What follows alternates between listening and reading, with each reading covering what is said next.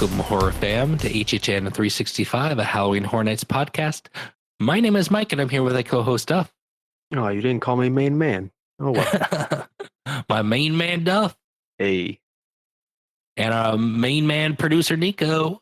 Hey. Howdy, hey. As always, you can interact with us and leave us stuff on Twitter and Instagram at HHN365. And you can always leave us a voicemail at 407-906-3405. On today's show, we dive deeper into Horror Night Nightmares' newest speculation map from Orlando, as well as some rumors to go along with it. And also, in honor of being 30 days from Halloween Horror Nights 30, we'll take a look back at the past 29 events and pick an aspect we'd like to see again, and one from HHN Light to bring us to 30. Before we do that, though, Duff, news and rumors. What's going on?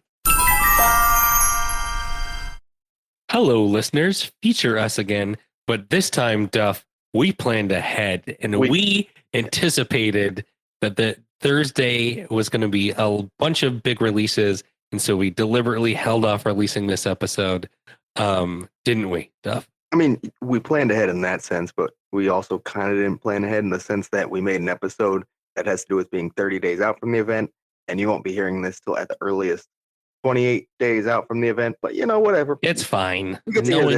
No one really cares. No one's going to unsubscribe for it. It's such a fun 30 name. Well, we recorded it when we were. Yeah, I mean, we also technically recorded on the 30. And you'll enjoy it. Don't worry, guys. You'll enjoy it. We'll get there. All right. Yeah. Don't spoil it. They haven't listened to it yet. All I said is it's a nice name. All right. Duff, what was announced on this wonderful Thursday morning? Oh, yes. Morning. Very morning. They're here. So I think this happened about 6 a.m. was the first time someone noticed it. And that's that multi-night tickets became available at first specifically on the Universal Orlando app. So this includes Rush of Fear, Frequent Fear Pass Plus, and the Ultimate Frequent Fear Pass. So that normal range of options has returned. Slight price hikes, which we'll go over here in a second. But here it is. I think we expected it. The nerves maybe started to kick in just because naturally they will. But we've been confident the whole time, and I think a couple episodes ago can attest to that. Yeah. So I don't know for sure, but this feels like they anticipated releasing this today, but they didn't necessarily mean to release it bright and early in the morning, because it was just kind of like there was no official announcement. They were just like they were found on the app. So I think a computer program accidentally released something that was supposed to be held back until an official announcement this afternoon. I mean, that's just speculation, but that's what it feels like. It feels like this was probably not supposed to be an app exclusive for its first several hours of its life. I agree with you. I think that was probably a mistake. But I woke up very happy because of that, so I'm not mad. Yeah. Real quick before we get into the details of these tickets, what are we doing? So first of all, I upgraded my BOGO that I bought last year to a Frequent Fear Plus without Express, by the way. Yep, right there with you, except I haven't called the number yet. So yeah, I haven't made any decisions yet, but I'm leaning towards that way as well. Perfect. I think I know a lot of you guys are going Express, all bougie, but we figure that we have a lot of friends that we go with who are not getting Express, so yeah, and stand by a lot anyways. I kind of feel like I'm wasting my money a bit, and I also get maybe 2 nights a year where I just toss on Express anyways, and value-wise, that's still a lot cheaper, as you'll find out soon, than if I would have added it to this pass. Yeah, especially if you're like going on a night with friends who are going on like the free Premier Pass holder ticket. A lot of those nights are during the weekdays, and in September is where the $89 and $99 Express passes are. So yeah, it's definitely better. To do it that way. And I think another reasoning we had is that we want to do other haunts, and if I had access to Horror Nights every single night, It'd be tougher for me to make it to other haunts. I'd be very tempted With to just sit up Express. more nights. Now I Yeah. have a guaranteed Saturday most weeks, where I can do other haunts. Yeah. Mhm. Hellscream Orlando being one in particular, seeing as we all have the unlimited, or me and Nico do at least. I don't believe you bought it, Mike. Mhm. Did you? But no, I did not buy anything from Okay, Scream as gotcha. well. It's still there. I Still got the same deal, by the way. That deal didn't change for some reason. I have a feeling, Duff, that my time is limited. Just due to the nature of my I have a family. I have a feeling that I'm only going to get to Hellscream once, Okay, or Orlando fair enough. once, to be Fair honest. enough. Fair And enough. so I don't foresee a pass being necessary. That's a bummer, but I understand. Mhm. All right. Well, If I would rather spend my time at a Halloween Horror Nights if I have free time. oh, I get that, but we gotta hit other haunts. I We mean, we're gotta gonna make hit other time. hunts. Yeah, I mean, but I don't foresee me A spending pass multiple anywhere else. days. Yeah, Yeah, gotcha. multiple days at That's SeaWorld. fair. That's fair. All right. Well, let's get into a little breakdown of these tickets. They're all pretty similar to what they usually are. Prices, I mean, they aren't crazy, but they're definitely up a little decent percentage from 2019. So first, we'll start with the Rush of Fear Pass. This one will give you the first 16 nights of the event. That would have you going from September 3rd up till September 26th. That starts at $129.99. If you toss on the Express, that's $399.99. And I know this is a really popular option for people who are coming out of town, because once you only do 2 days, it's Yeah. already worth the price. Yep, for So, sure. Yeah, this is a very popular pass. I know people were speculating, maybe we will get all the multi-night tickets, or we'll get the multi-night tickets, but maybe not all the options. Or people like, maybe Rush of Fear will get eliminated. No, it's still here. You're good. Mhm. It's pretty much in its same format as always. So, that's good Yeah. to see. And you get opening weekend. If you're gonna go to both days of opening weekend, you might as well get Rush of Fear. Yeah. It's cheaper. It's cheaper to do it that way. Exactly.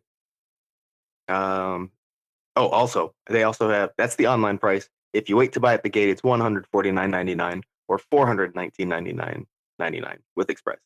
I think I Right. said 99 twice, but you get my point. We also have the frequent fear pass. This comes with 26 nights, and that's going to basically exclude Fridays and Saturdays, except that first weekend, and then also the last weekend. Going to give you, I guess, is the last day Sunday or Saturday? I don't remember off the top of my head. Anyways, you do get the first weekend. Yes. This is going to I start. believe all. It I is believe a Sunday. Yeah, I Okay. believe all passes include the first weekend. Yeah, this. This does not include the last weekend because the 31st is a Sunday. That's correct. Yes. This is going to start at $159.99. If you toss an Express on top of that, it's $459.99. If you wait to buy at the gate, it's $179.99 and then $479.99 with Express. I think this pass, and I know a lot of people do get it, but if you're local and you do just like to go a bit and you have the freedom, value wise, adding the plus just makes a lot of sense. Yeah. Because, well, I'll get to that right now. That starts at $189.99. So for $30 more, you get every Friday and the last Saturday added. So that's a lot of extra HHN for $30. Mm-hmm. Now here's part of the reason we did not get Express. While I said this is $189.99 base, when you add Express, it is up to $529.99. Yeah. I have to disagree with you guys on the value of this. I think as someone who has limited time and the time that he has at the parks, he would like to get as much done as possible. I think splurging for this, and no, it doesn't make sense if your friends can't are also not in a position to splurge for the with Express. But for me, I would, I think it is a very great value. Well, You get Express literally for every one time for literally every night of the pass. That's, and if you, as long as you can do Express 2 or 3, 4 times and just a couple of rides, it pays for itself. I'm not saying it's a bad value. It's a good value if you are someone who is looking for Express for sure. I'm just saying it is a steep price, and there is definitely sticker shock involved in that price. Yeah, I mean it's always been steep. Like this price, it seems about around what it's normally been ish. I think the big thing is this is the first time it's broken 500, and I think that's probably just a big number for a lot of people to see. Yeah. For a ticket of any type. But I mean, you're getting Express Pass is always expensive. I mean, you're looking about additional $100 a night. Yeah. Yeah. No, I get it. It's a good value if that's what you're going for, but it's tough to if you're someone like I guess me and Nico are good examples who are going to go to the event quite a bit, pay $190 to do that. To add Express to go all the way up to 530. That's I don't think for us that's necessary. Especially because most likely we'll be there every Friday night, probably till close. Mm-hmm. From what we've been thinking, and going that late into the night, most likely we'll be able to pretty much get on whatever we need to. But for your situation, it absolutely is that. It's just that it really just depends on like how valuable the time is. Like if you're only going to be able to get in 2 to 3 hours of the event every night, and it's going to be during the earlier hours, then the Express one would really make a difference. But if you're going to be there and do long nights, stuff like that, I can. Yeah, I was gonna. I guess if you were able to pick and choose, and you're like, I'm only gonna go on and not so busy nights, and I'm gonna roll up at 10 o'clock when it's slow already. Yeah, there's no need for the Express. But if you have in mind I want to hit a busy Friday night or two, and I want to get there when it opens, and I want to stay until 9 and get as much as I can done, and then go and wake up and go to work the next day. I think the Express, in my opinion, I think it's a good option. Yeah, no, I mean I think it's a whatever shoe fits, you wear it. Right. And I think again overall it's not a bad value. Like if that's what you're looking for, and you compare it to what you'd pay otherwise, spend the 530. But yeah, this is the pass that we are all getting. Mike might get fancy and toss an Express to be decided. We'll see on that. I mean, I'm not going to get an Express by myself. That doesn't make any sense. All right. Well, we're all just getting standard Frequent Fear Plus. So let's go to this next pass that we could have chosen to, but we decided not to go Saturdays. This is the Ultimate Frequent Fear Pass, which gives you every single event night. Now, this starts at $284.99. If you toss on Express Pass, that is $729.99. Yeah. No, I believe this one did crack 500. And now it's like $200. I'm pretty sure it cracked 600 previously. This has been pricey. It is pricey. And then also, if you do wait to get this at the gate, that's $304.99 and then $749.99 with Express on top of that. And this adds 6 additional nights. So I think that's my biggest thing. This goes up $95 for adding 6, it might be 7 additional nights. And that's a bit steep compared to how it progressed in prior levels. But you're getting if you're someone if you're a weekend type of Monday to Friday 9 to 5, and the weekends are the days you have to experience this type of stuff. Splurge for you're going to need that Express ticket. The other one's useless. I would say splurge for the extra couple hundred because it's going to be insane on Saturdays. You need the Express. Go for it. Go big or go home. You know. I mean, I don't know, but it's an extra $450. I'm not recommending everyone to throw it out just for that. But Express is going to be $150 at minimum. Oh, no. Each one of those Saturdays. I do want to throw out there is a stigma that Saturdays are absolutely insane, and if we're looking at historical numbers from the past few years, that's not necessarily the case. And I think it's because this pass is so much more than other passes that a lot of locals just don't make it on Saturdays because a lot of them don't have access on Saturdays. So Saturdays have been a lot slower than Fridays and even some Sundays because a lot of locals just don't have the pass to go. So I don't know if you do need the express. If it stays like that, I don't know. It might not. It could go back to the older way where Saturdays were packed all the time. But if it keeps the trend of like 28, 29, I don't know.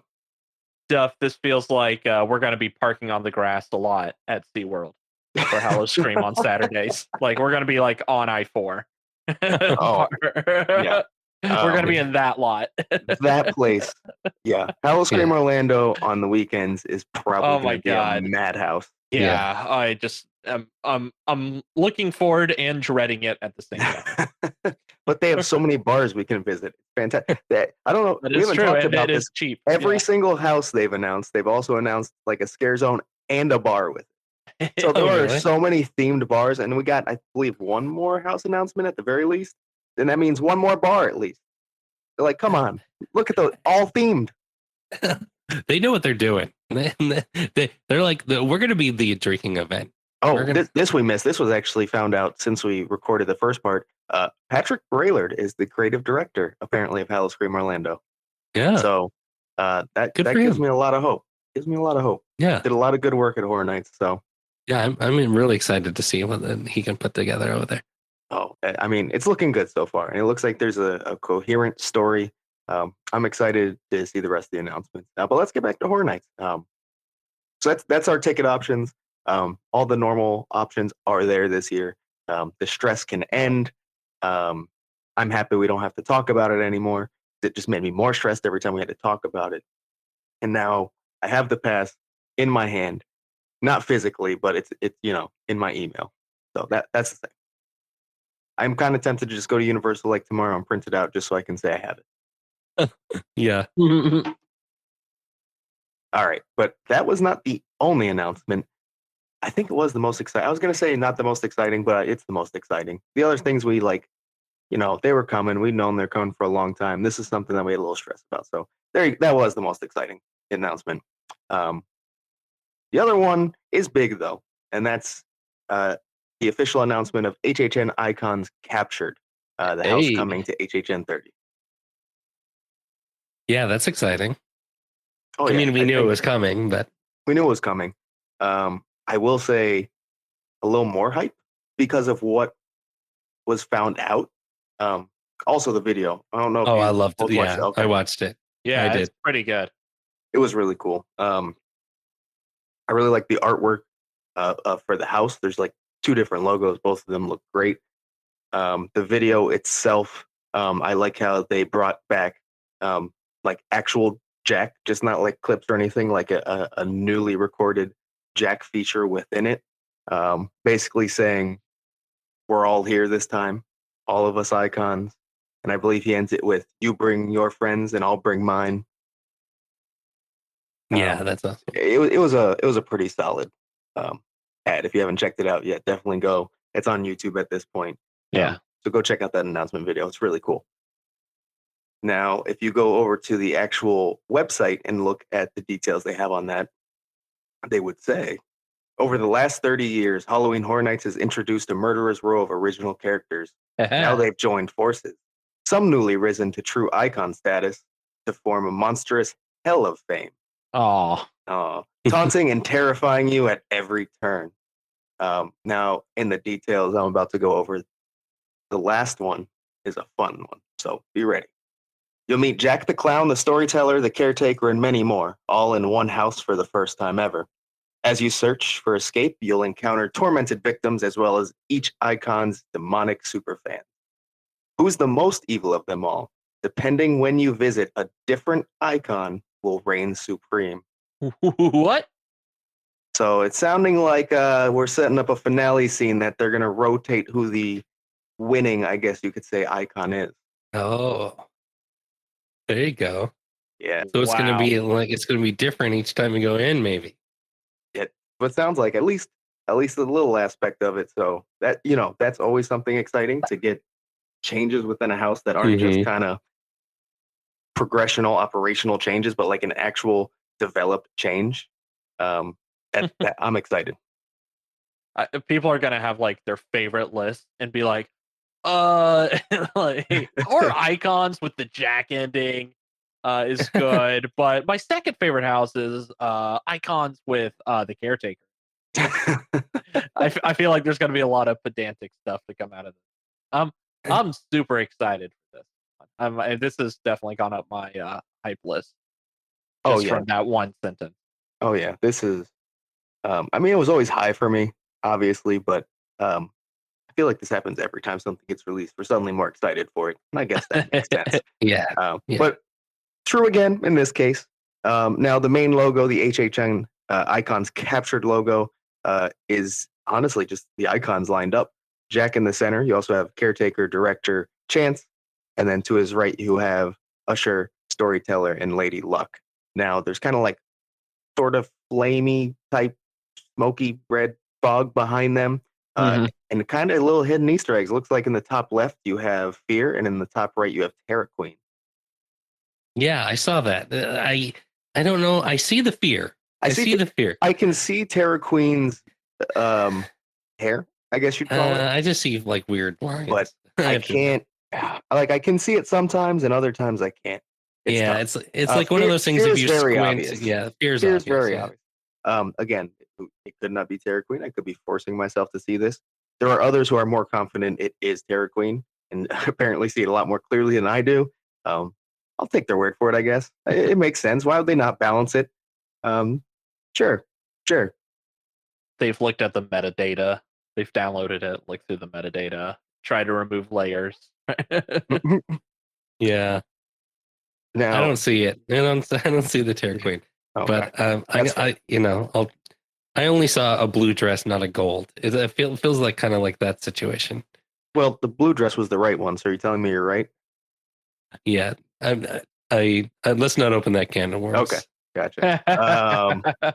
Anyways, so do you think we're going to see icons that are not featured on this this image? So like Eddie, Cindy. I do. I think we're gonna get them all. Yes.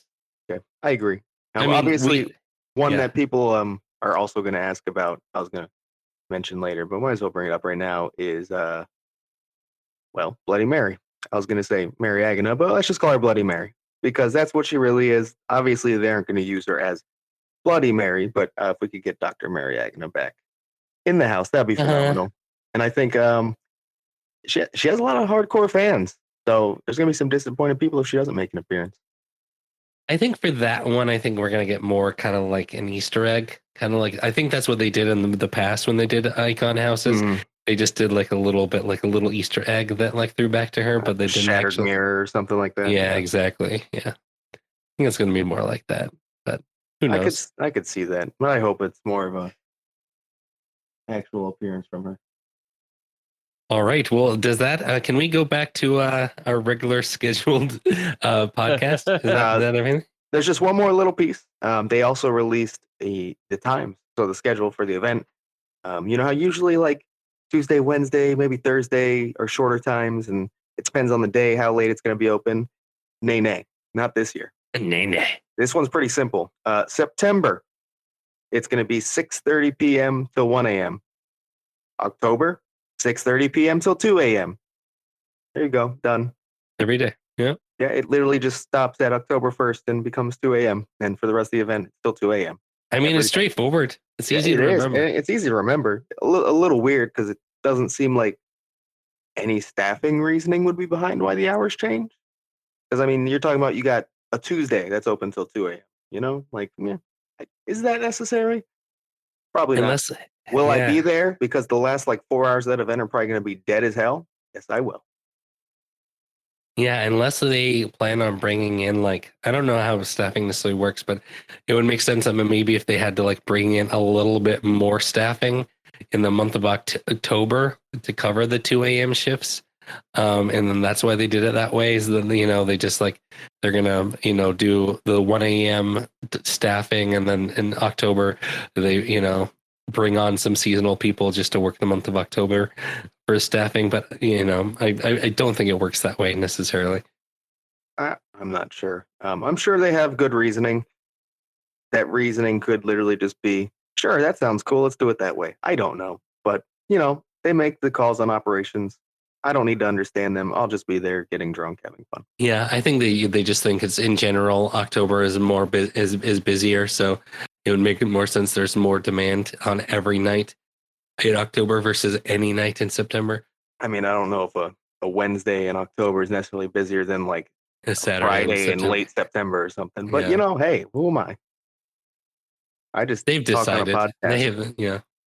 They do actual like data. They see the numbers. Yeah. Yeah, they run They it. know better than I us. don't. I just guess. I talk out of my ass. That's what this podcast is. So, They and I have the numbers. think that's pretty much all we have now. I think we might be able to go Um, back to the actual episode unless you can think of anything else. There was some thing. So we talked about in the episode about some of the things that showed up in the park, and today we got to a little bit more. Oh, Right? you're right. Yes. So mainly, let's take it back. Like one day, the old neon Halloween Horror Night sign that I don't believe we have seen since HHN 16 is now placed at the top of the production central scare zone. Okay. And then if you also go to San Francisco, there's 4 like fully complete like prop sets out. One of them going so far as having the Crypt TV logo on it. So That's confirmed. yeah, there it is, confirmed. Yep. I mean, that's that's interesting that they'd just be like, you know what, it's really not a secret anymore. We're just gonna put this logo out there. Yeah, I mean it's because usually they'll just cover something like that. It honestly probably just was like an oversight where they didn't Probably. do it. They probably meant to cover it up or just never thought about it. Because usually if something like that is on a prop, they will cover it. No, who cares? I think the people who see it and know what it is already knew it was coming, and those who Right. don't probably don't know what Crypt TV is, anyways.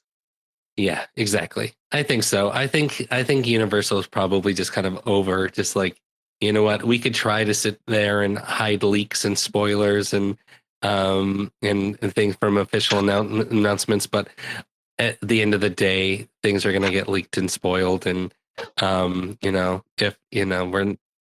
if it makes more logistic sense to put something out that has a logo of a scare zone that hasn't been announced yet, we're just going to do it because it's already been leaked. I guess Sure. Who knows? Whatever. It's coming. It's coming. All right. We officially caught up. Probably not, but I guess if we miss anything, we'll just catch up next. Yep. Yeah. That's we're in the the boat where there's going to be basically things happening in the park every day, announcements probably twice a week.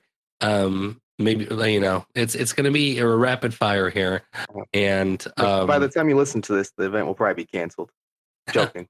I'm completely joking. Don't be mad at me. You may want to cut that out.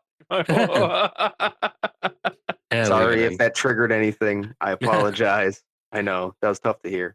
Complete joke. The event's happening. I mean, we've said that before. Hey, that was different. Okay. All right. Well, let's get back to it.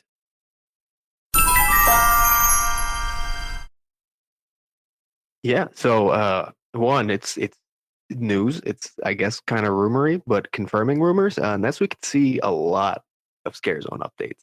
I know last time we talked, there's a lot going on in New York for the rumored seek and destroy. Well, that's it looks done. I know it's not, but it looks like it could be a finished scare zone at this point.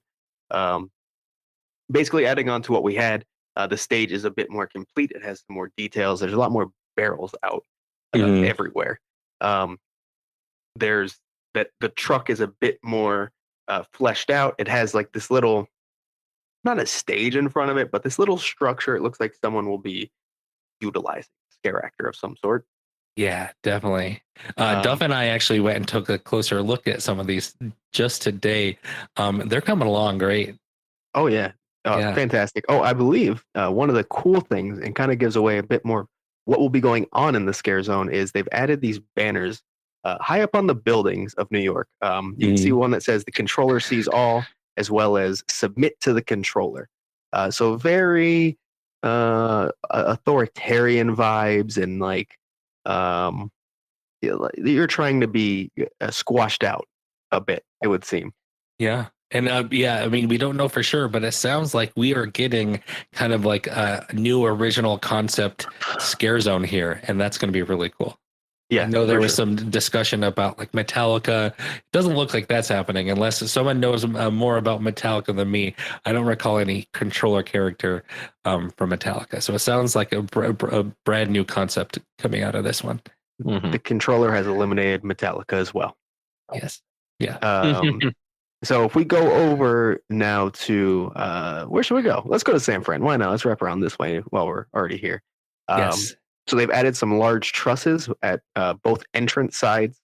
So it looks like there'll be some nice entranceways going on, as well as right by the exit of the Fast and Furious shop. There's a large, tall platform there. Yeah, like a platform stage, right? Yeah. Yeah, I guess it's a stage. It's more just like a tall platform. It doesn't have like a full like out stage, I wouldn't say. It's a platform enough that someone could stand. Yeah, on someone that, will be right? up there. Oh, someone will be up there for sure. Yeah, for sure. right. That's really all we got in San Fran right now, though. Yeah, not much there, but definitely looking like it's kind of we're gonna get some sort of banner across like coming in, right? Like because we got the trusses. Oh yeah, I'm sure. Very Hellbilly Deluxe style setup on the entrances, I'd say. Yeah. All right. So moving our way down, we're also going to hit Central Park, where not too much has changed since last time. Last time there was just like some trusses, some lighting fixtures, and speakers. Same thing, just more of them now. Potentially even what look like fog machines are already out. So not much fleshed out, but it's structurally getting along. So, but that leads us to Hollywood, where has the lease going on. Pretty much just some temporary lighting on top of the building, and nothing else of note, really. Yep. And then the big one for today. Yeah, this is the one. In Plaza of the Stars. First of all, we know what it is. Like we already knew, the rumor. We kind of knew it was coming. It's confirmed. It's going to be an Icons scare zone.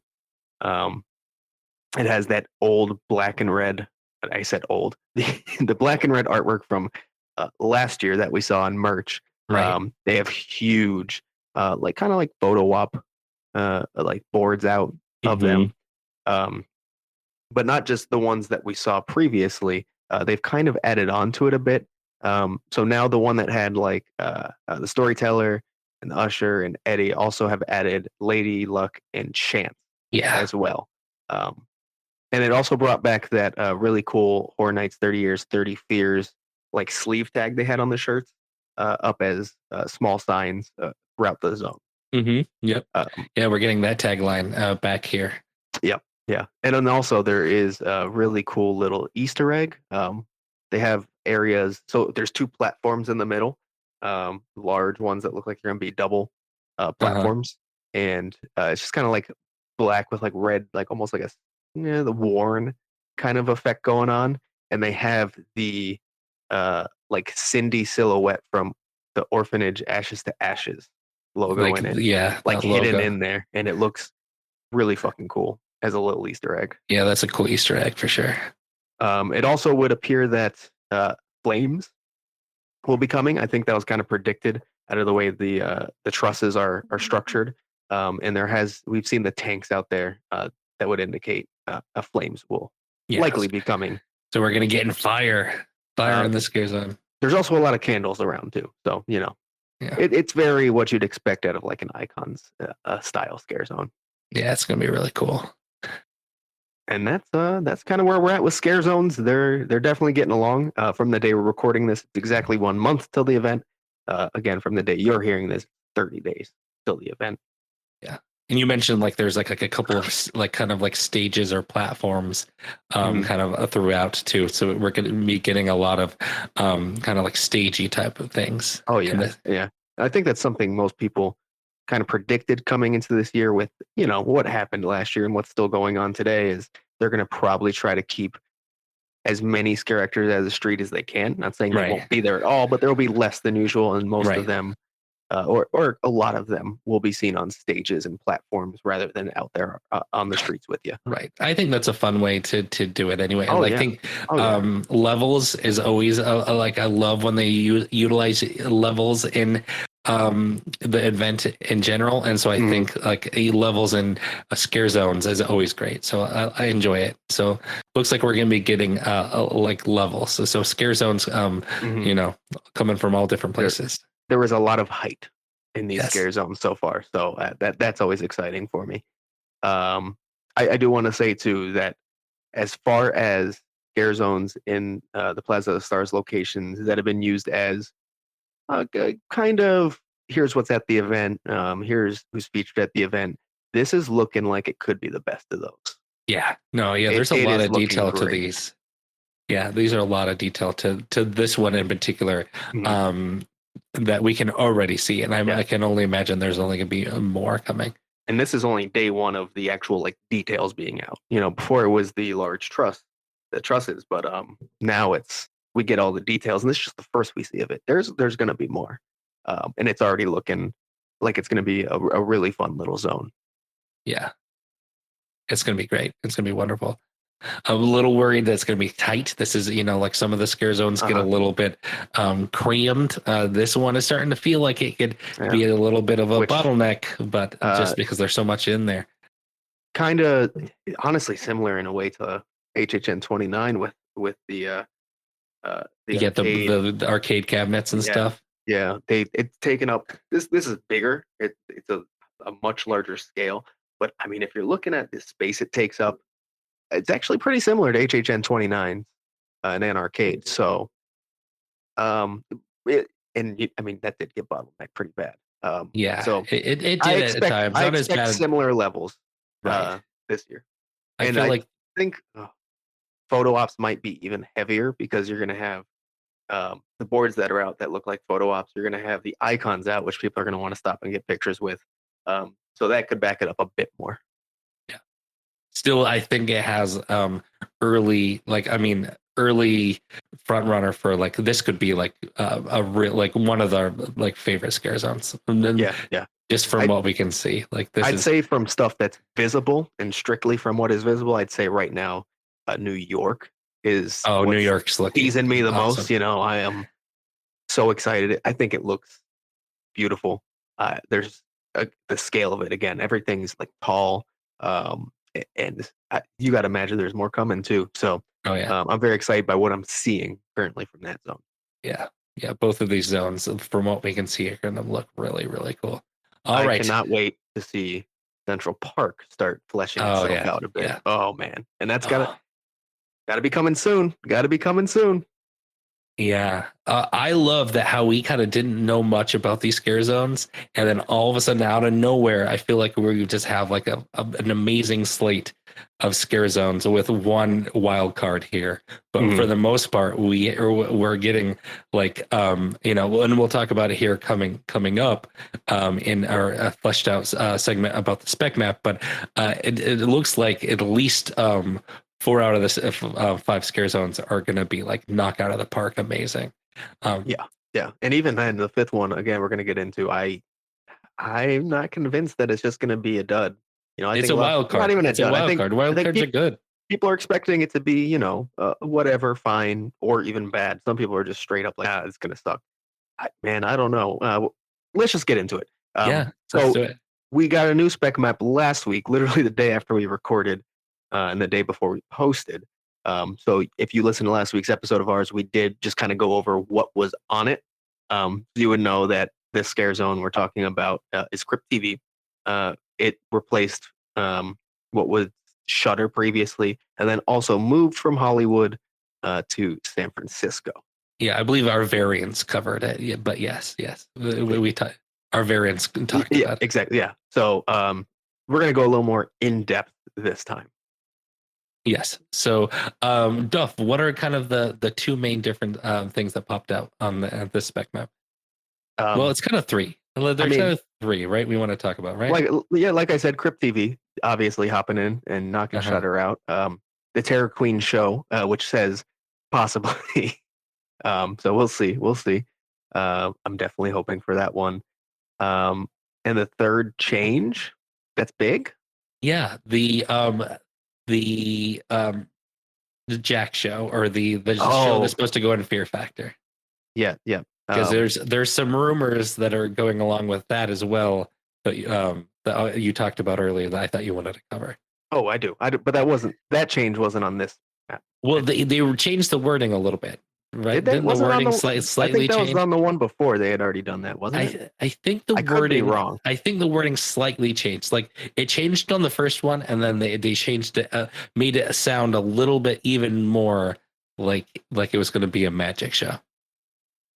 It's regardless. It does now say that Carnival of Carnage, type magic show. Right. So that is what that is saying now. But we are going to discuss all three of those. I say we start with Crypt TV because that's catching the most flack. Yeah. So I have a confession to make. I said it, at least my variant said on the last show, that I was going to do my homework and figure out what the fuck Crypt TV was. I failed you guys. I got busy. I started a new job. I didn't really have time to figure out what Crypt TV was. So maybe the quiz, Nico, you're saved. That's not coming this year, but you never know when a silly quiz is coming. So keep it, keep that in the back of your mind. But Duff, did you fulfill the duties of this podcast and figure out what Crypt TV is? So I knew what it was. I've actually watched, not the entire thing, but I've watched parts of one of them, which is one of their shows, Sunny Family Cult, which I did enjoy what I watched. So I do need to dig a little bit deeper into their shows. Like we said last week, the thing we did know, it's an Eli Roth owned, or it was started by Eli Roth, and then also Jason Blum is involved as well. Right. And I'm being a little facetious. Sorry to cut you off. I'm being a little facetious. I do have a working knowledge of what this is. I believe it started with Facebook TV, right? This is where they first launched it. It was shorts for Facebook TV, and then Facebook TV didn't really work out, and so now they're on YouTube, right? Yeah, pretty much.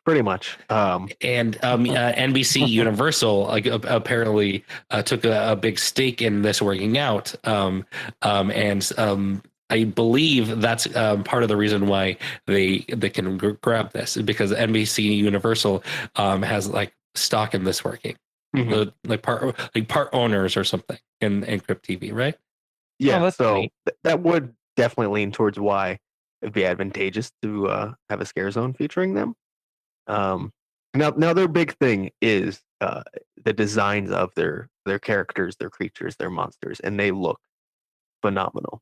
That's something, if you haven't, if you know nothing about Crypt TV, like at all, literally just search Crypt TV, go to Google Images or whatever, and you can see what the monsters look like. Really well done. Really well done. Seeing these in person would be pretty exciting. And for those who have no idea kind of what Crypt TV, still don't understand, just think of kind of like the Quibi concept, that I think it's like they want them to be these like 5 to 10 minute little bite-sized type of shows that people can consume quickly. It's basically just, instead of Quibi tried to be like a whole network of these, like a whole like Netflix for these types of things, Crypt TV is like just basically just like a horror version of that type of content, like real short little 5-minute kind of horror content. I would say the only difference is they do have like full length episodes that are closer. Yeah, like more. They do have a lot of shorts. Don't get me wrong, they do shorter ones, but they do have ones that are 15, 20-minute range as well. So it's not fully Quibi, but a lot of their shows are more that 15 to 20-minute range episodes. It's like a ribby, a regular bite. Have I mentioned my secret obsession with Quibi? Yes. Yes, you on have. this show. I think you have. Yeah, you've let it. I don't know. You've let it No, out a couple times. yes, it's been known. Don't worry. Okay. And I You've All right. talked about your love for the woman with the golden arm. And- one of these days, Quibi will sneak back into the show. hint, hint, But wink, wink. It's I coming have back in some an form. absolute secret obsession with Quibi. I am very sad it didn't work out. I love Quibi for what it was. It was such a hot fucking mess, but it was also great. But yeah, poor Quibi. But we're not getting a Quibi scare zone, fortunately for us. Oh yeah. Oh man. Don't All right, don't no. tease me with those words. I- A Quibi scare zone would be pretty cool. I would Oh, like God. having a Reno 911 scare zone. Oh, I mean, come on. I have to go clean up, guys. Sorry. Oh, I'm just kidding. All right. So what are we expecting out of a Crypt TV scare zone? To be honest, I have no clue. I have no clue. I don't know the content enough. I just kind of know the kind of the concept. I don't know the content. I think honestly that one, they are shorter concept, a lot of them. So there's not, and people don't know it as well. So you're not going to be able to take as much of the story and the thematics of these really and tie them in. That and it also being simply Crypt TV, so you're assuming there's going to be a bunch of properties involved, so it's tough to do that anyways. So I think honestly they're really just going to focus on each of these monsters and creatures and characters that look badass, and they're just going to be out there. It's going to have probably a theme that ties them all together, that or that meshes well with all of them, should I say? And really just going to focus on the characters and how good they look. And if they nail these looks for the scare zone, I think the visuals here could be phenomenal. Did I throw out a fear? Go ahead. I worry that this. I hope it really isn't, and because there are actual stories, there's a potential it won't turn into this. But I'm worried that this is going to be a face-off 2.0, where you have these really, really elaborate characters with these amazing makeup, and then you have them on these stages, and then there's not much else there. But because, like you had mentioned, there's actually stories to go along with these characters, unlike Face-Off, where you just had these, beautiful makeup done. They were just kind of, that's all they had to show off was the artwork and the special effects. They didn't have much else to flesh out here with it. That we're not going to get that. But I do have a slight fear of Face Off from 24, just like coming back in this version of Crypt TV. I guess that is kind of a fear of mine as well. I could see that as a possibility if you're really just trying to show off what these is creatures, the best part of your service. It could be done. I hope that's not the case. I hope, since they do have stories, that they're doing either like one of their best kills or something that ties into who they are and what they do, rather than just, here they are, look at them. I want them to be doing something. Don't get me wrong. I'm not saying I don't expect story to be tied in at all. I just don't see areas being split up by what the story is. I see them hopefully just being what they are, doing what they do. Right. But all being together. All right. And then let's hop on to the next thing. That do we want to do Terror Queen or do we want to do the Jack Show? Let's do Terror Queen next, because I think the Jack Show might lead into a bit more conversation. Okay, fair enough. All right. So, Duff, what is on that scare zone under a shows possibly maybe question mark? Yeah. So basically it says Terror Queen show, possibly. So I mean, I think it's something we didn't necessarily predict, but thought could potentially come. We actually spent a lot of one episode deciding how you could make it work. Right. That, and we said, get the choppers. Right. Bring the bikes in. Right. But yeah, we spent a whole episode kind of talking about this kind of concept of having a Terror Queen show, because from what we've seen for 1 year of Terror Queen's appearance, what is Terror It's a Queen? huge aspect. What is Terror Apprentice without a show? Yeah, Right. I mean, could it be done? Yeah, sure. Are you losing a huge aspect of what made it great? Oh, yeah, you're losing the main aspect, to be honest. Right. So I really hope it comes. I'm already very excited for the scare zone. might top my hype list. If it has a Terror Queen show, 1000% number one on my hype list. Is it a show? Is it going to be the sacrifice? Are we going to get a sacrifice every night or Right. multiple times a night? Please, thank you. I think, at least for me, and I think I can speak for you too, Duff. I think we always expected at least show scenes and show type aspects to this scare zone. I think it was just the scale that we were unsure of, and it sounds like Hornate Nightmares is also kind of unsure of what the scale of these shows. It sounds like they're getting some rumors going to them that there's potential that might be big enough, a type of grand scale of a show to to put it on there as like a show. And I think that's show. Craziest thing is that they have it listed under a show, because I was thinking like Vanity Ball, like that style stage show, like that scale, that could have been done for sure, obviously. Right. And I would expect that at the very least.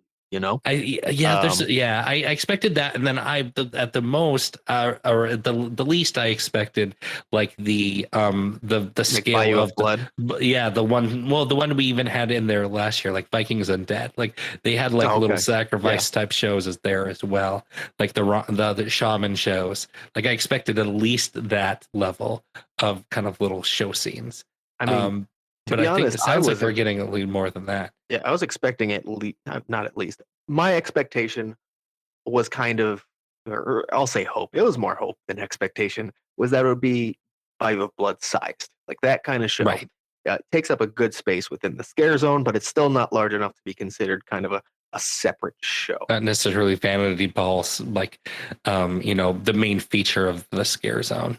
No, like Vanity Ball, that stage was the main feature. Exactly. Eyes would go straight to that, to that walkway. Now, does them putting it in show and saying possibly, does this mean that they're hearing things they can't fully confirm what the scale is? Do they not? Maybe they're just not ready to put it out there either. But them putting it under show, could it be that it's actually a bigger show? Because we know that's Central Park is directly next to where a large stage goes every year. Not always for horror nights, but it goes every year regardless. Right. Could they be putting up that stage? I mean, that would have to start pretty soon there. But if they start erecting that stage and that's what we're going to get, oh man. Yeah, no, that would be awesome. Now, are we going to get like show times as well, or is it going to be kind of like what we've seen in scare zones recently, where it's just like, just have to be there to see it, or are you going to get like actual scheduled show times? If they use like the Carnage Returns like style stage, I think it has to be timed, because I just don't see how you put on production. If you're putting out that stage, it's going to be a pretty large production. Right. You're not doing it for the quick ones that people are just popping by. You're doing it a large scale, 15 plus minute show that people are going to come there and wait for a bit. Right. Well, it's going to be really interesting to see what scale of a Terror Queen show we get. Because again, I think it could literally be anywhere from, like you said, Vikings Undead, just a little like show scenes. All the way. I mean, maybe with them putting in a show, maybe to like using that large temporary stage, maybe. Yeah. But I'd be happy. I think Bayou of Blood scale would be a perfect medium. That would be cool too. Yeah. All right, and then the last thing we wanted to discuss about, you might be right, Duff. This may have been like a couple of times ago, but we got some new rumors coming out from Legacy, who we've mentioned on the show a couple of times, about this Jack show, right, Duff? Yeah. So it has been updated previously to Kernel of Carnage type magic show. Where previously it was just kind of called like a Jack show. Yeah. Right. We have Legacy, like you said, kind of elaborated on this a bit. And basically what he said, there was a lot of discussion, but to sum it up is that it would literally be like a dance magic show. No Jack, dance magic show. Yeah. Specifically a group on Britain's Got Talent. So he specifically said that they were featured on Britain's Got Talent. Yeah, I don't think he like directly said it, but he fully implied it at the very least. And then didn't you say like people said like a specific one? Yeah, And he people. said not that one, but something very similar. Yeah, to it. apparently people were kind of set on one called the Coven for a bit, and apparently that one got shot down. And it's not that specific one, but something similar. I will say he never directly says there will be no tie into Jack. He just doesn't expect Jack to be in it. So that does kind of line up with some of the earlier things we heard, that it would be like a Oddfellows based show. So it would be like, and magic does make sense in like a traveling carnival, you know? Can we get an update on Legacy's credibility when it comes to some of this stuff? Because I know he's in the very past he's been spot on, but I recall at least leading up to, and I know a lot of things changed leading up to 30 because of COVID and everything. But didn't he say some the kind of crazy stuff that just didn't end up being true at all? I mean, I wouldn't take away his credibility at all. I think, everybody this time had what you could consider misses, but things literally just did change and things were very different. So I wouldn't knock Fair him for enough. that. Okay. Yeah. It does seem like right. something he's very confident in. And honestly, from other things we've heard, it's not different. When people said like a show kind of based off Jack, we took that as a Jack show. I mean, an Oddfellows show, if that's what they did, would be a show based off Jack. He's not in it, but it's based off his story. Right. So is he really saying anything different than what we've heard? He's just kind of elaborating more and giving more details. I mean, I tend to believe that. I know there's there was some talk from others that apparently it has nothing to do with Jack or Oddfellows or anything. It's literally just a resident show, basically. Yeah, right? Like a dance or a dance resident. So similar to the troupe that shall not be named. Yes, correct. And I tend to not believe that so much. Right. Because this is something we've heard for basically a year now, is that it would be something based off Jack's story at the very least. And I just feel like suddenly people coming out and be like, oh, it was never based off Jack. And it's like, well, that's it came from some really credible people. So if you're saying it never was supposed to be, then I'm just kind of going to tend not to believe. I think, and I might be a little bit wrong on this, like off base on this, but I don't think I am.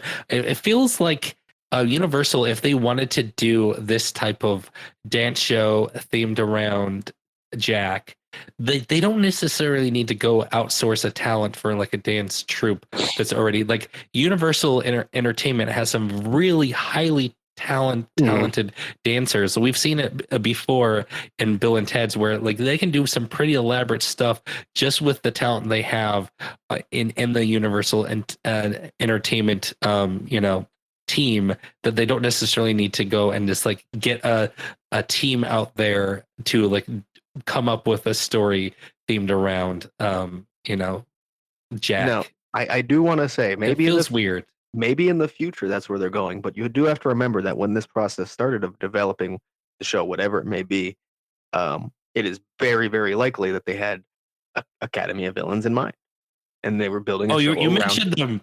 Oh, yeah. Hey, I was gonna say, hold on. It's very likely that they were building a show around Academy of Villains. They are obviously making the right choice of not bringing back Academy of Villains now, from what popped up over what was our off season.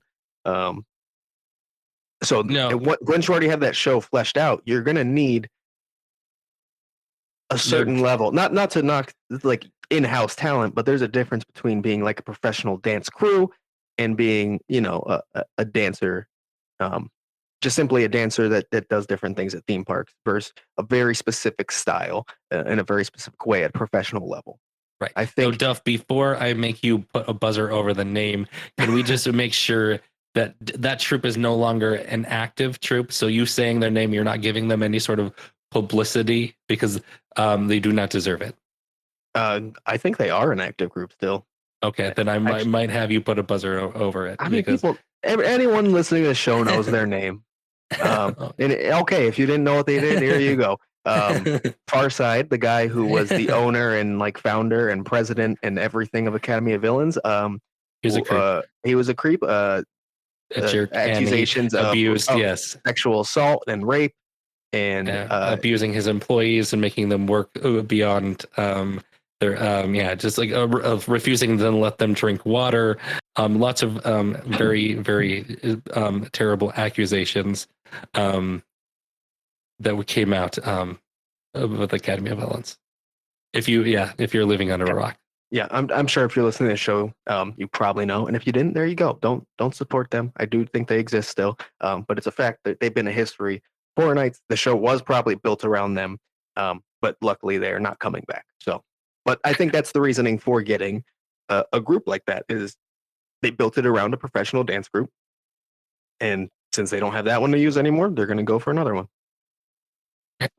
I think that's the reason. And maybe in the future we do get more Bill and Ted style, like using in-house talent. I think that'd be really cool. I appreciate that. Yeah, I mean, I think that they definitely have enough talent. It seems like it would be cheaper to use the talent they have than necessarily having a residency show that they have to, pay a whole team to come and put this together in development. That seems more expensive than just using the staff they have on hand. But I'm not privy to what these things cost, but it sounds more expensive. It's funny that you put it that way, because I feel like a lot of people would be the exact opposite and be like, oh, they're being cheap and using in-house performers. Look at them. What do you know? You're saying I think other people cheaping. Other people saying they're cheaping out. Mm-hmm. If they don't, outsource it when they have been. Because you're saying that'd be a good thing, and I would tend to agree with you. But I think there are people who would disagree and say, "Oh, that's just them being cheap." There is a lot of talented entertainment in Orlando that, because other parks don't have their full entertainment back, that they need jobs, and I think it would be great to employ those people. Yeah, I do agree. So I would hope that they would go that route, but I understand if they don't. If they bring in some sort of outside team. Either way, it sounds like it's going to be a really cool show. Yeah, no, I mean, I'm not super into magic in general. A dance show that has a lot of illusions, a bit more interesting for me. A dance show that has illusions based around like Oddfellows, you have my interest completely. Right. All right. That was is that everything? Spec Map rumors, Scarezone updates. Did we kind of cover all this stuff before we hop into our main segment? Because I have a feeling this might go a little bit long. Yeah. I think that's it. I think we're in for a doozy one of this show. So hold on to your butts. Yeah. So do you want to explain this? What we were calling this main segment? Yeah, I'll say the name and it'll tell you everything you need to know about it. It's a really clever name I thought of. Okay, it's very pithy. I like how short and to the point it is. Yeah, exactly. So, it's really clever. It rhymes. All right, here we go. All right. 30 years, 30 fears, 30 things we'd like to see return to the event from the past 29 and a half years of Halloween Horror Nights that we may or may not agree on. Perfect. Sounds good. I love that. It has a great ring to it. Yeah. I think like we should make it an acronym, put it on a shirt. It's a segment everyone will remember forever. Cool. All right. Well, let's hop right into it. So let's talk about the concept a little bit. Let's describe it a bit more. I don't know, know if that fully covered exactly what we're doing here. So basically, we were walking around the park today, and we thought, HHN 30 is going to be an anniversary year. It's going to be amazing. What if they were able to like take a little bit of one little thing from each year and have it incorporated somehow into HHN 30s? Because obviously, there's a huge history of the event. And then so we started talking, well, what if we came up with one thing from each year? What's like our favorite thing as a podcast? Because we're not it would be here forever if we each pick up an individual thing. So we came together as a podcast. Mostly Duff and I, Nico agreed or had some very strong opinions about a few things, but mostly just it was very agreeable. Duff and I argued a lot. Came up with a list of things from each event to make our from a different timeline, if HHN 30 was from some sort of different universe where COVID-19 didn't happen and everything was perfect and silly stuff was still great in Halloween Hornets, if it all came back into one amazing HHF event that we know would never, ever, ever happen, but how amazing would it be? And also like safety measures not mattering anymore because some of these. This we know we'd like to establish again. We know this is not us speculating. Oh yeah, this could work again. No, we know that a lot of this is would never ever come back. But we wanted to pick one thing that would, if this all coming together of HHN 30, this is, if we could run HHN 30 in some crazy alternate timeline, this is the event HHN 365 would bring you. This was made as a quick fire thing, but I think some of those aforementioned arguments will come out. So some of these will take a little longer than others, but they'll be pretty quick little segment here. And I have to say that definitely this list here shows our personality. So if this is the first time you're listening to a show, this is the types of thing that we love from Halloween Horror Nights.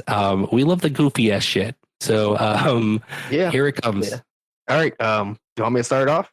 Yeah, let's do it. And sometimes some of them are serious. No, they're not. But yeah. No, most of them are serious. Only a few of them are completely like. Yeah, y'all are talking like no one's gonna like this segment. It's fine. Just go into it. Okay, all right. So we have Fright Nights. You're hedging. Okay. What are we taking from Fright Nights? I said, and I think this is our final answer. If you went into Dungeon of Terror, it had this amazing aspect where you walked over plexiglass, and underneath you was the rat lady. And I'd like to see, not necessarily the rat lady under you, but I'd like to see kind of like a glass bottom floor deal going on. There's one stipulation. Yes. There's one stipulation we forgot to mention. We could only use one aspect. And so maybe it was featured better in like a year, but if we liked something a little bit better from that year, we took that instead, and then we that might come back from a different year. Yeah. So like we held ourselves to this arbitrary rule where we could only pick one thing from a particular year. So we kind of like moved things around a little bit to have a list that goes down, like where we're picking one thing that was at least utilized in somewhat in that year, even if it was utilized way better in a different year. Yeah, you'll notice that in a few of our picks. Don't worry.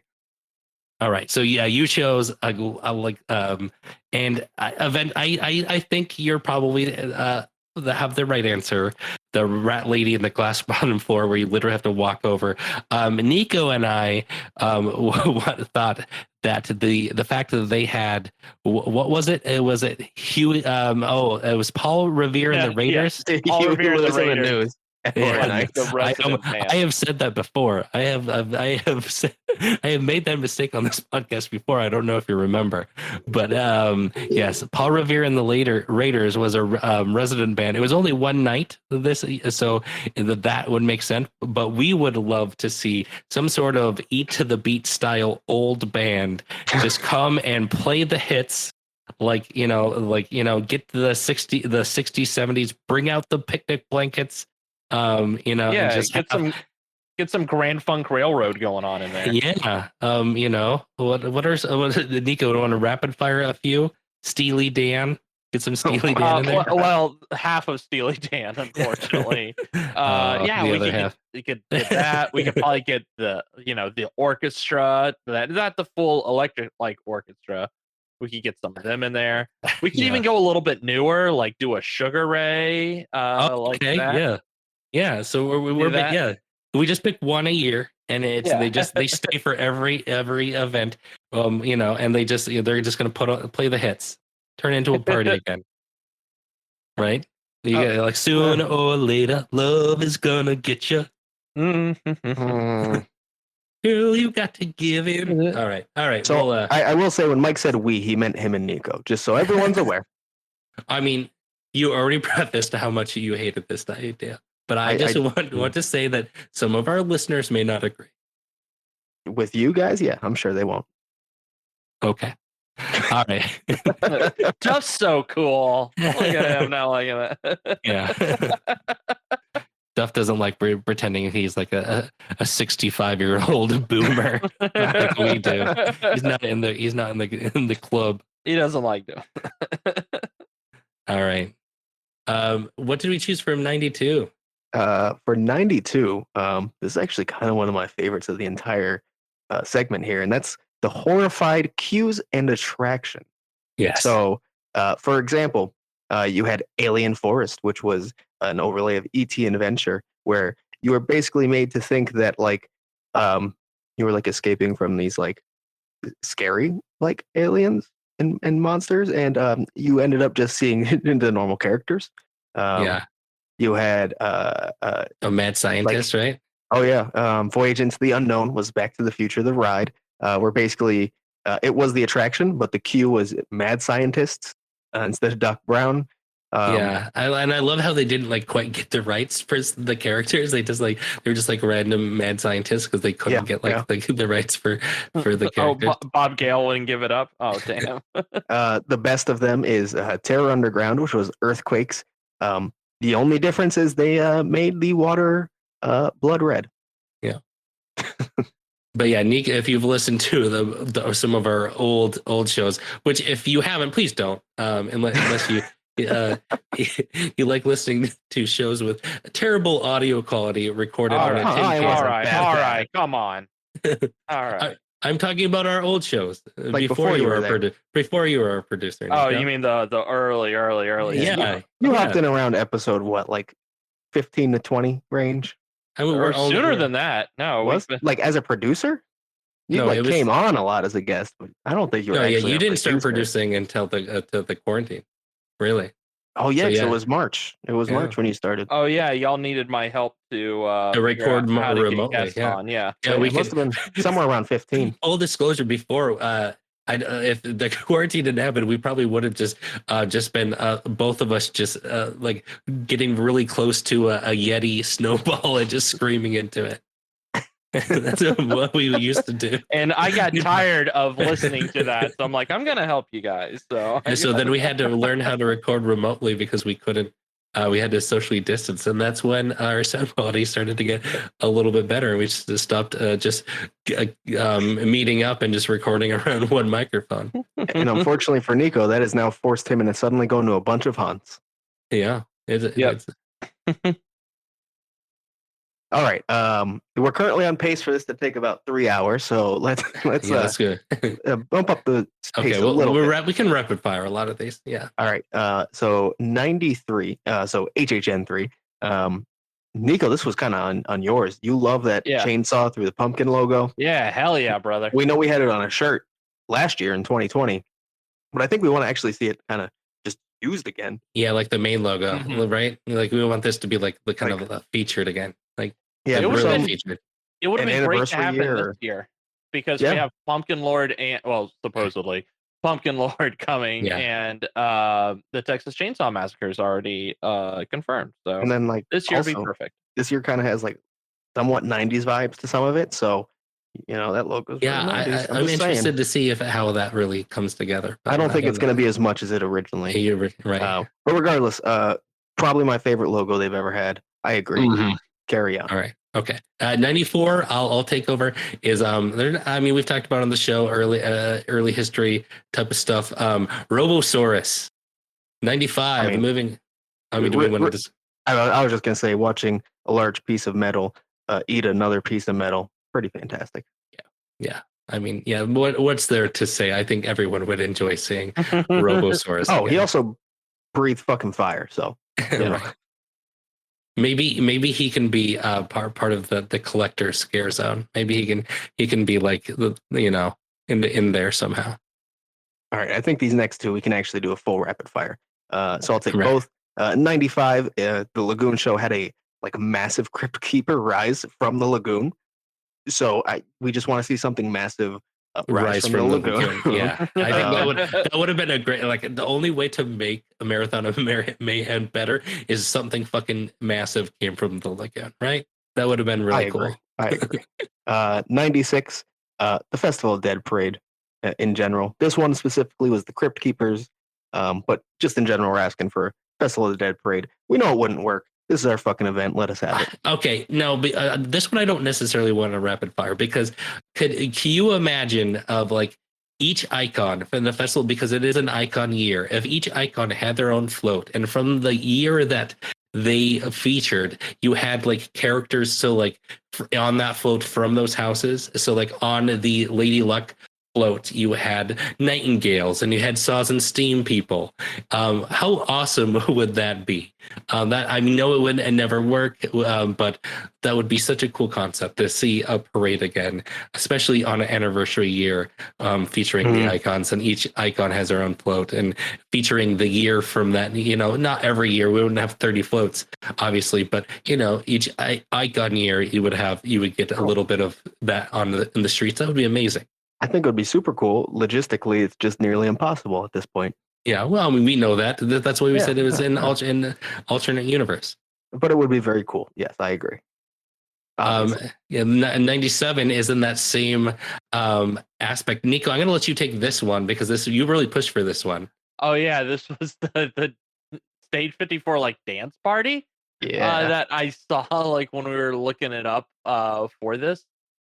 So apparently there was this and another thing.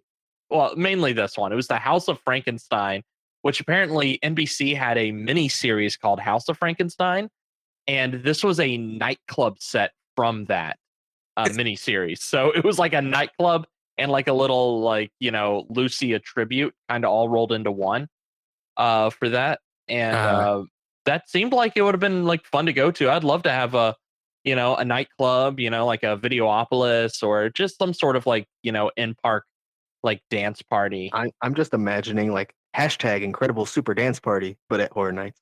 They've tried this before, like Studio 666. This is a failed experiment. This one seemed that style wise a bit more tied into something rather than just a pure dance party. But exactly. Same concept. I think it's cool that it was in Lucia Tribute. That's where it was featured. It was in Lucia Tribute. I just said like it's similar to that. Soundstage 54, which is I'm trying to think. Oh, okay. So it was. You don't know if it was actually held in Lucia. No, but it says it's like the elaborate. I'm saying it was like Lucia Tribute. It was like a Frankenstein nightmare show. And like, it was similar to Lucia Trivia, which would be an attraction that was around at that time. Actually, or was it? Or did Hercules and Xena already take it? I can't remember. I feel like it was probably still around at that point, but I can't confirm. So carry on. Let's go. All right. We're moving. We're moving and shaking now. 98. Oh, I love this one. So SS Titanic, you got to choose both paths, separate paths. They converged at the end for the finale. Otherwise, they were different houses. I want to choose your own path house again. Yeah. Yes, that would be really cool. Yeah. We've seen this a couple of times throughout the event as well. But yeah. All right. Moving on. 99. So 99, I think we mold back and forth. And I think this one we just kind of settled on. How could you have like an HHN 30, which is an like featuring all the kind of aspects of the year and the most important things? Well, how could you have scare zones without featuring midway of the bazaar in some way? I mean, I believe it's the scare zone that has been featured by far the most ever in the event. It has such much history to the event. You have to utilize midway in the bazaar in some way. I think how it would be utilized, we argued a lot, so we're not going to go into that. We don't necessarily think it has to come back the way they utilized it before. We definitely need to be spruced up, but we agreed that somehow having a midway of the bazaar in our HHN 30 is a must. They're probably just holding off on its return to like HHN 50. A big one, a big anniversary. Yeah, 20 years, we're gonna see it, baby. Watch. All right, we're moving into the 2000s where the silly years. This was quite the era for Horror Nights. Yes. All right. So you take this one because you immediately, like you knew going into this year what you wanted. Yeah, I did. There's a few of them. So I mean, we don't have time to discuss everything, and we argued a lot about these years because there's so much, but from each year. And we were going to do honorable mentions, but it just would have been too long. So we're going to really just kind of stick to one thing at a year and just try to keep going. But for this one, we decided in total chaos, there was eventually you had to get into some sort of elevator, go up to like a second level, and then slide down a slide into like a ball pit. And while you were doing that, they were apparently like doing like strobites at you. I think having some sort of air blasted at you. Having some sort of slide. Now that we can no longer go to what was that event we went to that we talked about on the last show? Yeah, now that we can't go to Dark Horizons ever again, we need slides coming back to Halloween. Yes, I would love that. It'll never happen, but this is our event, and it's happening here. So yeah. All right, 2001. So we're gonna stick with the silly a little bit. Basically, activating another sense, which is touch. So you may remember the house pitch black, or you may not remember it because it was pitch black. But it used your senses of sound, which we have, and touch. So they had very different feels, and from everything just to like soft carpety floors to hard floors, to slimy walls. Yeah. Should I describe how I think like this came about? The concept for this house came about.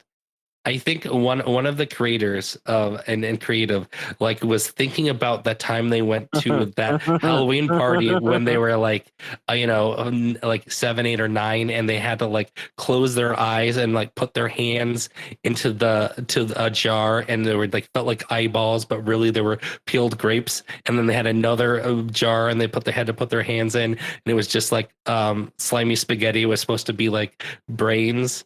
And then like Jello was supposed to be like guts. I feel like someone thought like this could work as some sort of house, and they just kind of ran with it.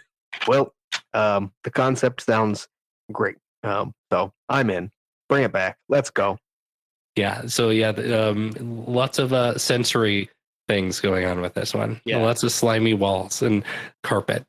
If you never experienced what Mike was talking about, Treehouse of Horror 3 from The Simpsons does that exact thing of the scary food being passed around with your eyes closed.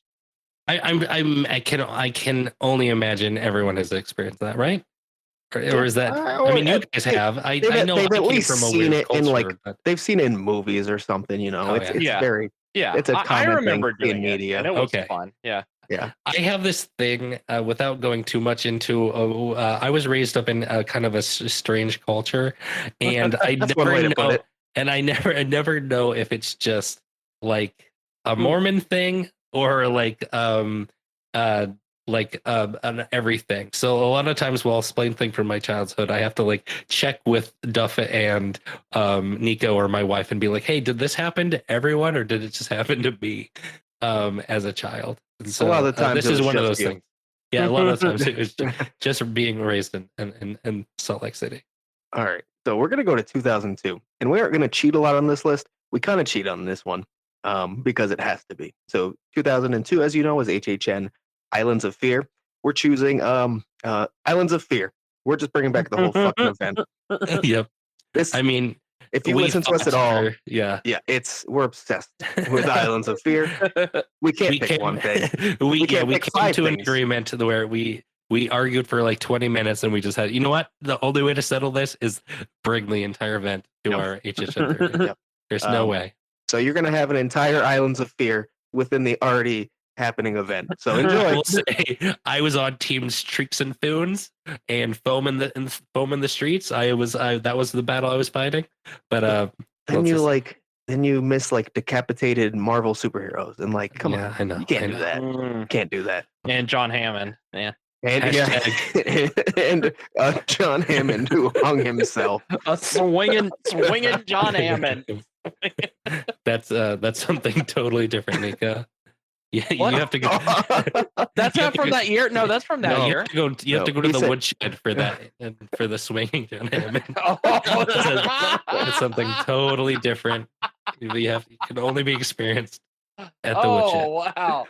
Man, how All long right. has it been since we brought up the woodshed? That was in our God. classic monsters episode. bingo. Wow. Yeah. All right. The people's bingo cards are filling up tonight. All right. Wow, I haven't heard that one in a while. Let's keep moving. All right, 2003. Okay. Is this I one? like this one. I like it's not, this one. It's not cheating because we're just bringing back one specific thing, and Can that I is take the this one? Yeah, go ahead. Go ahead. Go All ahead. right. So, and this one is another one that we argued about a lot of weird things from this year. We did But agree at the end, though. We did agree. We ended up agreeing that the aspect that we want from this is that during in the show Infestation, one of the aspects of that show is they got a guest participation person, and they brought them on stage, and then had them agree to put like a glass box on their head, and then they spinned a wheel of like what creature would they put in that box on their head. And we would, I think that would be a fun aspect of Halloween Horror Nights. Just get people to agree to put weird creatures on their head. Specifically when it's the director doing it to you. Yes. So, all right. Yeah, fully agree. Need it back. I'm not participating though. I'll just watch. Cool. We're cruising. We're cruising. Yeah, look at us. Look at us go. All right. So the next this one's one, easy. This is really easy. 2004, utilizing both parks. There you go. Yeah. Cool concept. Bring it back. Next. There's a lot that we could have used in 2004 as well. Or not next. But how can you not choose utilizing both? We only had one shot of grabbing it. This is the only time, and we have to have Islands of Fear as it was, so we have to use IOA. But then we also need to put a place to put all this other stuff. So we kind of hands were tied here. We had to choose it, right? I mean, it only actually happens one year where they use both. So right, that's what I'm saying. That this is the only time we could do it. Yeah. I'm sad that there's a lot from 2004 that was on the chopping block here because we this had. Is the best. This is the best. Yeah, we had to. Gotta we be had true. to. All right. All right. 2000. Now you want to talk about a lot of choices. Yeah. 2005 HHN 15. We went. Oh man. We went with one that's bad because we want it to come back and be good. And that's in Terror Minds. They had the headlamps to guide you through the house and make a better effect. Instead, it made it a bad house. And we'd like to see them come back and be effectively used in a house.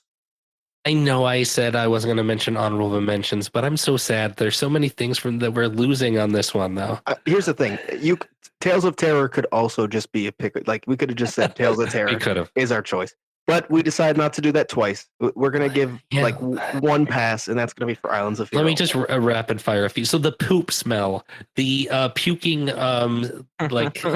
thing outside the bar, like the animatronic, puking animatronic. There's so many things. The bikes. Oh, the fire pits. Oh, I could just keep going and going. Well, let's not do that, and let's move on then. All right. So 2006, I think the grand opening show of The Arrival is a very special way to welcome you to the event, and I miss stuff like that happening, like a kind of special welcome.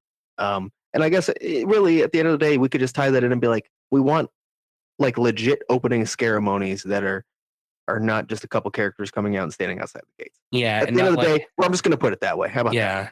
Not the waning year ones that we saw kind of like before they just stopped doing it at all.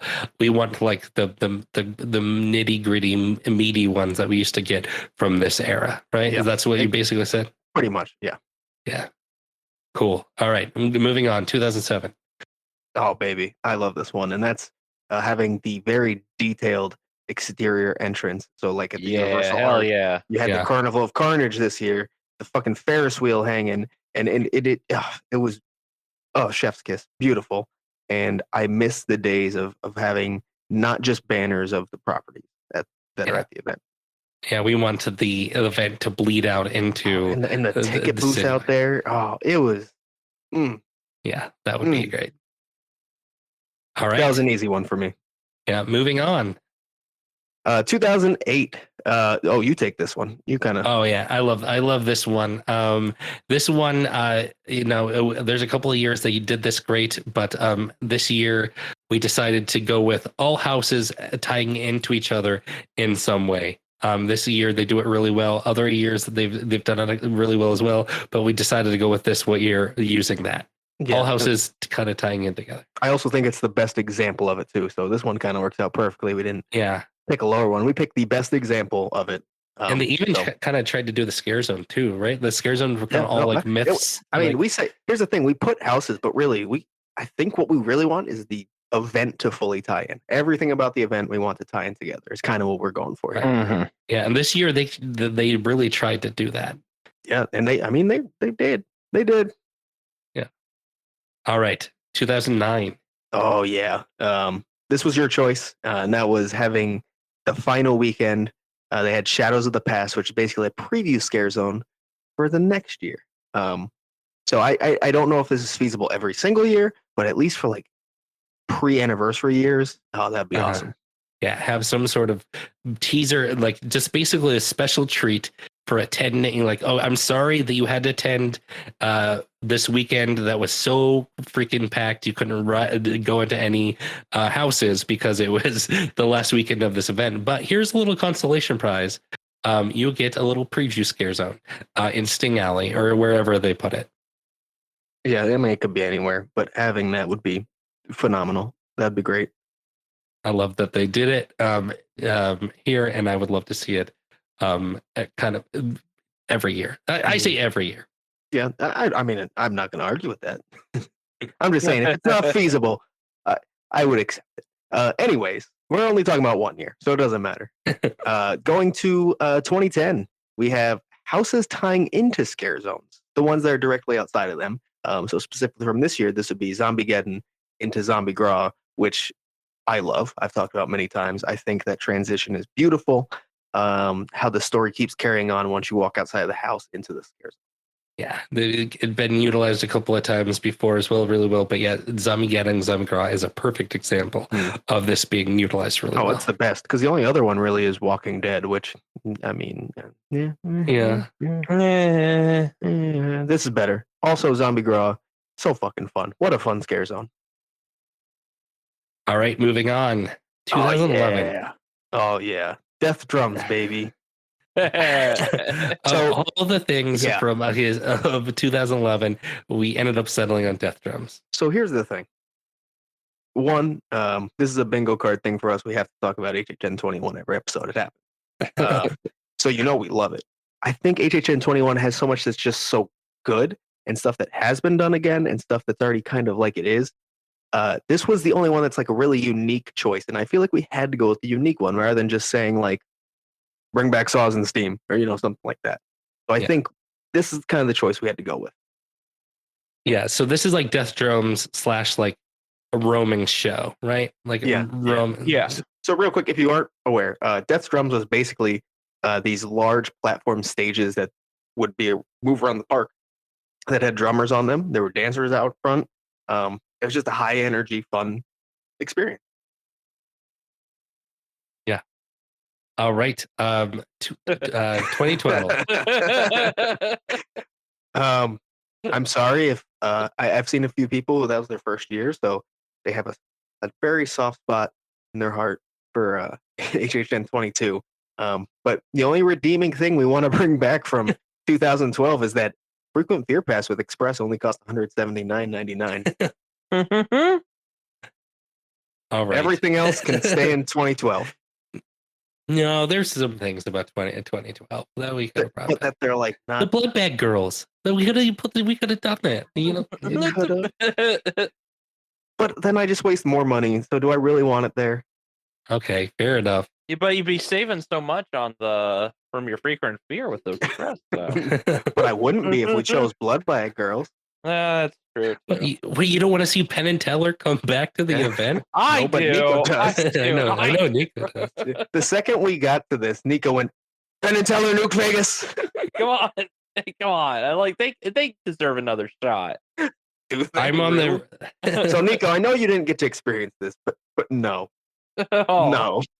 I want to put myself on the record that I really fought for having some sort of heavy metal band that, like, kind of like Alice Cooper's heavy metal band with a history, coming and doing a concept house again. But then it's just going to be Rob Zombie at the end of the day. yeah, and No, we want a good I metal believe band. I mentioned Ozzy Osbourne's last Black Sabbath, which has happened at Hollywood, right? Yeah, it has. It has. All right. So 2013. Oh, you take this one because I like this one a lot, and you picked it. All right. So 2013 was another one that was like, we could have chosen things like I think Duff made an unwritten rule that we couldn't just pick a house and just like that house is coming back, because every time I tried to mention like, oh, I love that house, let's bring the house back, he's like, nope, I'm putting my foot down. We're not just we're not doing. We don't just want to houses. repeat a house, right? I think that's what I'm going for. But you found a very fun alternative to that. Right. So 2013, because I was pushing for just having Cam and the Wards just come back. And then I thought, okay, well, if Duff does not want that, okay, how about we do an Urban Legends series continuation? So we get other type of urban legend style houses, or at least one house, because it's the only one house for this event, in HHN 30. So Urban Legends, something else. Yeah, I love it. I think that's absolutely the best choice from HHN 23 too. So good pick there, Mike. All right. So 2014 HHN 24. I think we talked about it a lot this episode. Going over to Bayou of Blood, we want a legit stage show within a scare zone, which this might actually come true, not just in our event, but at the real HHN 30. So hey, look at that. And we want to preface before we get to the Twitter comments. We know that it has happened in other scare zones, and other times. This isn't the only time we think it's ever happened. No. This is just 2014. We decided to take this aspect from here. We could have done it from 2019 as well, and some of the other times, but this one we decided to take it from here. I also think it's the best example. I love the scale it's at. I love the execution. So, the Vanity to Ball people would have something to say to that. But I think that's a very different scale and a very different style. Mm-hmm. When I'm looking at the stage show type, I'm looking forward to this. Love Vanity Ball and what they did with it, but I prefer a stage show more like Bayou of Blood. Fair enough.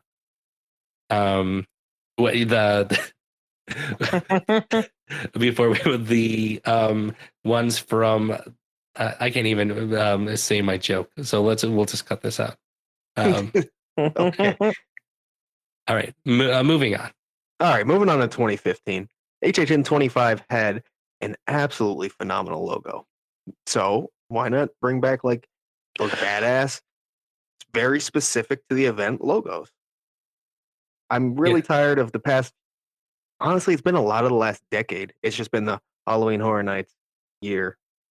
Boom, done, being the one. And a lot of them will have the secondary logos. Like 26 did have a good one as well. But a lot of years, especially non-icon years, basic. I feel like I want an HHN 25 level logo again. I really like this pick. I agree with you, but I have to say that I feel like a lot of listeners are going to be very mad at us for not picking other things from 2015. For example, basically the Carnage Returns, or like a show like that. Well, guess what? You're going to get a show like that this year anyway, so deal with it. All right. 2016. 2016. So this one might actually not be liked much because, again, we're going to take something that maybe wasn't so great and we want it to be better this time. The repository was a kind of a VR, almost escape room style upcharge experience. I'd be okay with an upcharge experience again. I'd be okay with it being like an escape room again. Better, please, this time. That's all I ask. Make it better. Cool. All right. Moving on. 2017. Bill and Ted, because we didn't pick it any other year. Yeah, this was the only year we got all the way up to here and then realized we haven't picked Bill and Ted. And so there probably were years we could put it in, but also, whatever. Yeah, I think it fits also Duff has that rule where we can't bring up any house exactly the way it was. So we couldn't pick the Scarecrow. So but Bill and Ted. I think there's a lot of people who don't want it back. There's a lot who do. I do. So yeah, there we go. Bill and Ted. Yeah. The perfect year to bring it back. It's final year. Let's bring it back. HHN 28.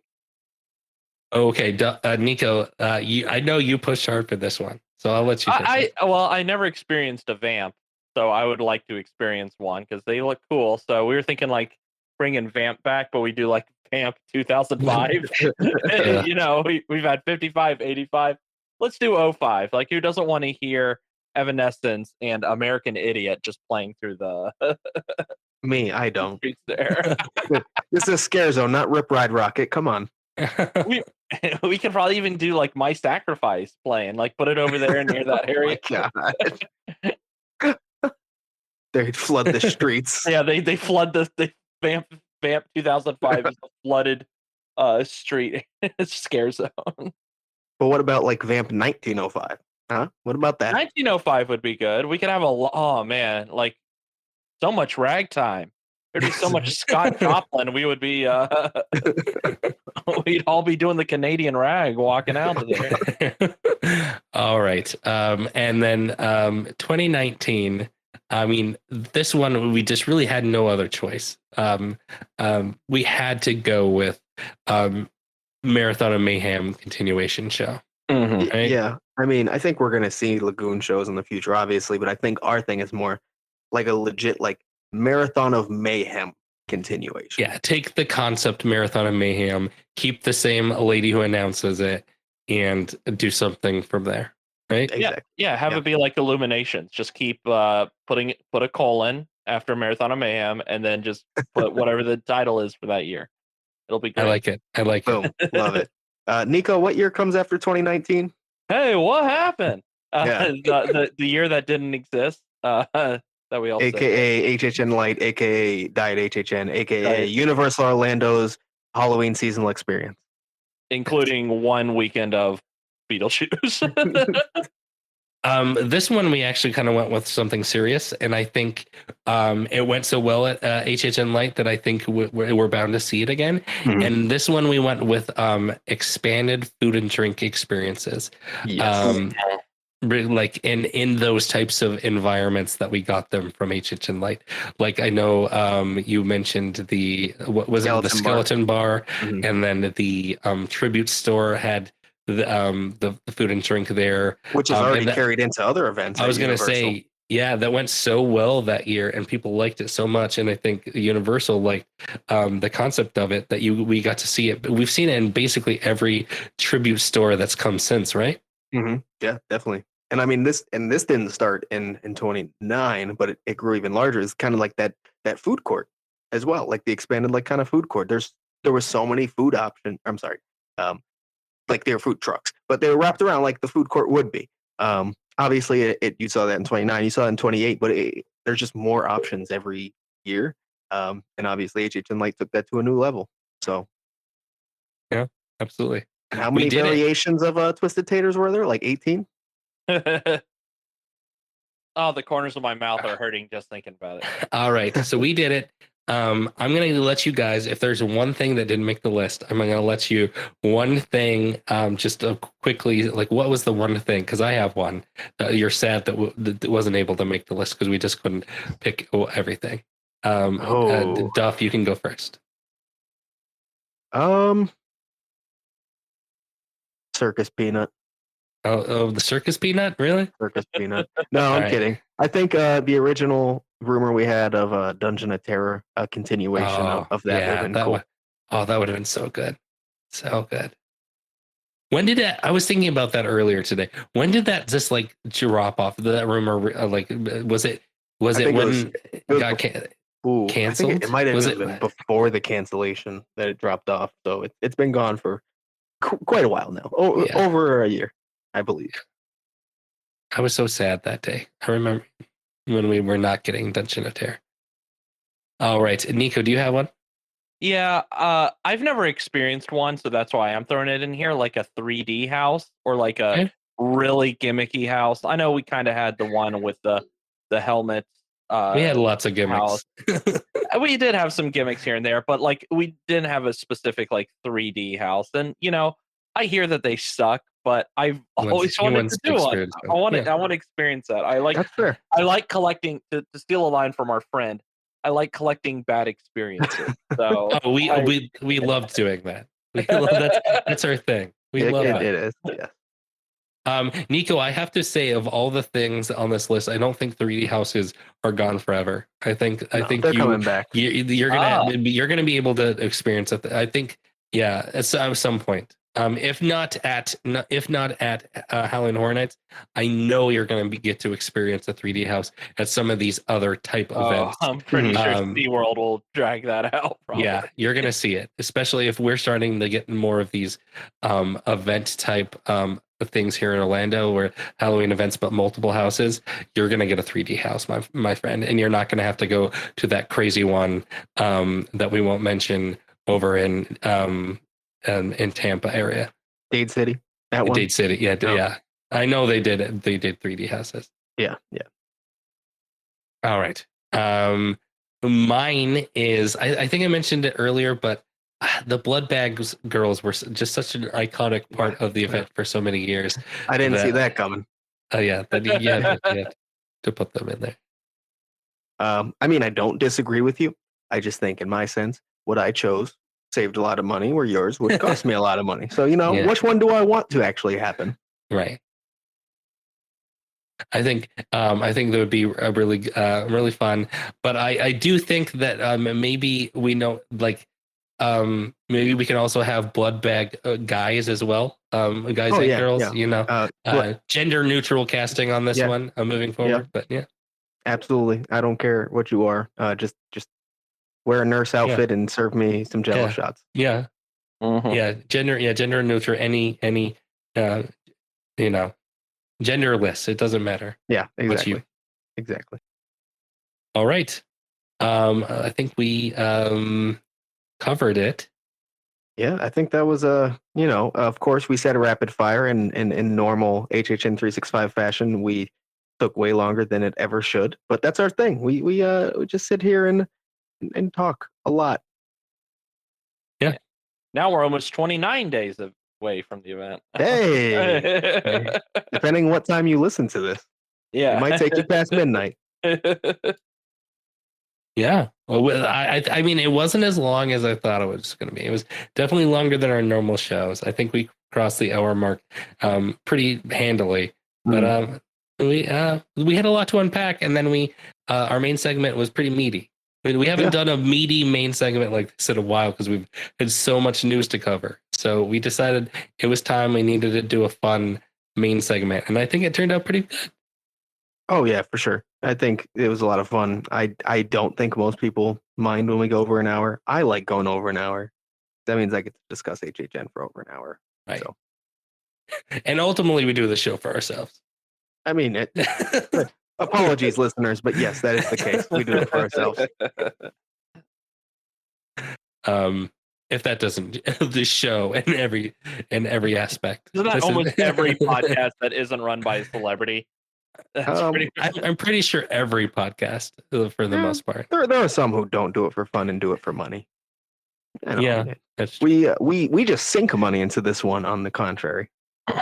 Yeah, that's true. All right. Well, we will be back next week. I have a feeling, Duff. I'm going to go out on a limb here that I have a feeling by recording this time next week, we're going to have a lot to talk about. Oh, my friend, I'm going to just go out here and say we are going to have some additional ticket options to talk about. Just a guess. Just throwing that out there. Yeah, and I think we'll have some. Maybe by the time you listen to this episode, you already have them available. We'll see. I think we'll have a house or two to talk about as well. I think. Oh, Duff, you didn't mention something. Did you something you mentioned earlier? What about the Instagram thing? Oh yeah. So like right before we started recording, Halloween Horror Nights posted an Instagram story where basically, I don't know if there's really anything to this. It probably isn't. It's more of a fun thing, but I thought it'd be fun to bring up. The Halloween Horror Nights account posted like a countdown to the Horror Nights. Horror Nights. And it's like a advent calendar basically. 31 days down, and it starts. They open the door for the 31st day, and it's Jack. It's like the clown Jack too, like original Jack clown costume. So it looks like every day is going to be a different character or aspect of the event. Yeah. And it's pretty cool. Pretty cool. Yeah. So by the time you listen to this, we'll know if that's actually going to come true, and we'll look like idiots, which is pretty much what we do every time we release a show, because we always speculating on something, and then literally as we release the show or before we release the show, something is clarified. Yep, that's how it works. I'm sure it'll happen again. So, enjoy our wrong information. We just this one is pretty much set up because by tomorrow, if they have another advent calendar and instead of Jack's face, we get some sort of other announcement, then we'll know that's how they're going to do. They are going to do things like that. To be fair, this episode will be up before they post it, so we aren't as wrong as we usually are in that sense. Yeah. Mm-hmm. But by the time they're listening, we'll probably have an answer. Yeah, correct. Alrighty. Well, thank you so much for listening. As always, you can follow us on Twitter and Instagram and talk to us, interact with us. Let us know what you think at HHN 365 on both. And then you can always leave us a voicemail and we will play it on the show at 407-906-3405. Thanks so much for listening, and we'll see you in the streets.